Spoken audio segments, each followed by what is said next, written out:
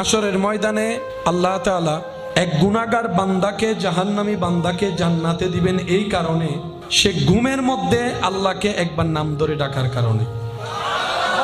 তো ফেরেশতারা রবকে বলবে, আল্লাহ সে তো জেগে ডাকে নাই, ঘুমে ডেকেছে। ঘুমে তো অনেকে অনেক কথা বলে।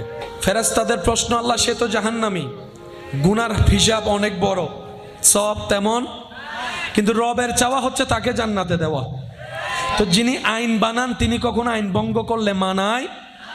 রব তো আইনের মধ্যে একদম আহকামুল হাকিমিন। তো রব বলবে, ফেরেশতা জেগে ডাকুক আর ঘুমে ডাকুক আমাকেই তো ডাকছে, আমার বান্দা ঘুমের মধ্যে আমাকে ডেকেছে, এটা আমার পছন্দ হয়েছে, তার একবার ডাক আমি কবুল করেছি, সেটাকে এক পাল্লায় রাখ, সারা জীবনের গুনাহ আল্লাহ অন্য পাল্লায় রাখ। ফেরেশতারা যখন দেখবে ওই অবচেতন মনে একবার রব ডাকাটাই